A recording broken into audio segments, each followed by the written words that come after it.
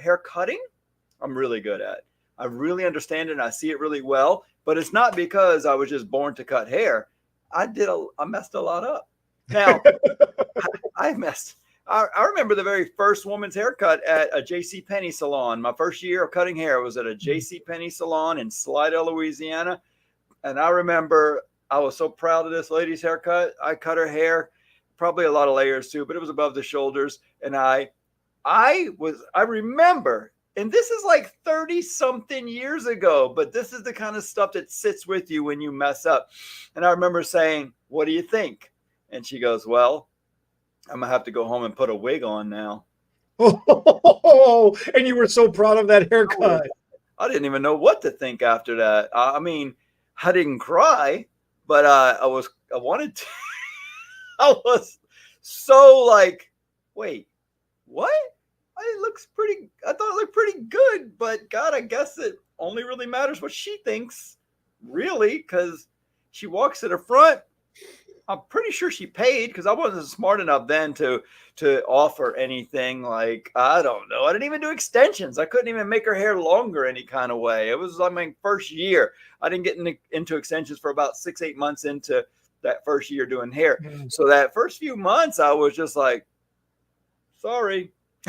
I didn't even, whoops. My bad. Learning experience. Now, I did get challenged with something at a meeting. I go to this group meeting with a kind of a think tank with a few other people, business owners, kind of a B&I group meeting. And they brought this art project for our little Halloween party, I guess. Everybody brought some food and we sat and eat and talk and just get to know each other instead of doing the business side of it. And one girl brings these little sugar cookies and little baggies full of icing, and her business is a cookie decorating business and cakes. Okay. And she's going to teach us all how to decorate a couple of cookies as a fun art project, I guess. And she starts squirting it and it goes on really good. And I couldn't quite get it. And so a couple of people made fun of me and said, "Well, Bernard, we thought you'd be better at this being an artist." And I was like, interesting. I've never thought of myself as an artist. And it made me start thinking internally. And then I realized, I said, guys, I want you all to hear me right now. I'm not an artist. I'm not an artist. I think that cutting hair can come from two directions. Some people are a little of both. Some are all one or the other. But cutting hair can be purely artistic or purely math, science, and geometry. Technical, and that's me. It's a very technical. And the reason why I can kind of confirm that is I cannot do an updo, because an updo is more creative. There's a little technical to it. There's some things that you do over and over again, but I practiced that a few times and I just kept messing it up. I could never get it. And that's where I started to realize there's, even color can be, and I know you're really good at color, but I think you come more from a technical side than a creative side. Would you agree? Mm-hmm. Yeah. And my son named Bernard married a girl named Mallory.